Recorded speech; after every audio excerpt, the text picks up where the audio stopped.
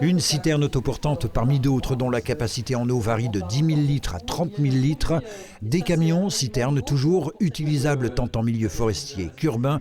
Voilà pour une partie du nouveau matériel dont ont été dotés les sapeurs-pompiers des Vosges, comme ceux du centre d'incendie et de secours de Mirecourt, où était ce mercredi, avec quelques semaines d'avance, lancée la nouvelle campagne de prévention des feux de forêt. Le temps est sec, le printemps a été moins pluvieux que ça ne pourrait être. On est dans cette période où on dit vigilance, surtout sur l'ouest vosgien où les sols sont, en tout cas les rivières baissent et les sols peuvent être secs. 90% des feux ont pour origine la main de l'homme, de manière intentionnelle ou pas.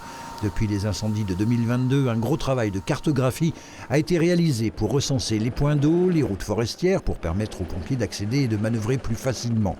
Et puis il y a le Pélicandrome de Mirecourt, permettant d'accueillir des avions de la sécurité civile de type Dash ou Canadair.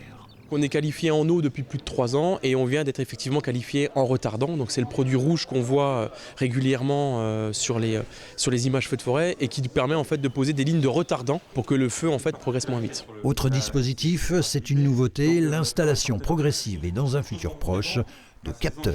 Ce sont des capteurs autonomes qui nous permettent en fait de surveiller le massif. Donc ça vient détecter l'humidité, ça vient détecter la température, la pression atmosphérique et le taux de combustible dans l'air.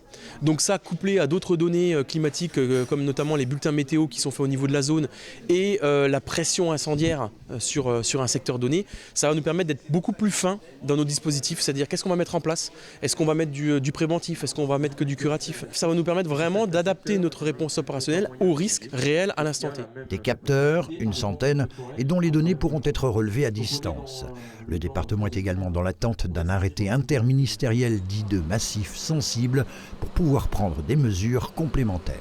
Ça peut être d'avoir des obligations légales de débroussaillement, par exemple, lorsqu'on est dans des zones. Comme ça existe dans le sud ou dans ceux qui ont été concernés avant nous par ces grands feux. On compte à ce jour dans les Vosges un peu plus de 3000 sapeurs-pompiers volontaires et professionnels confondus. Tout départ de feu doit être signalé en appelant le 18 ou le 112.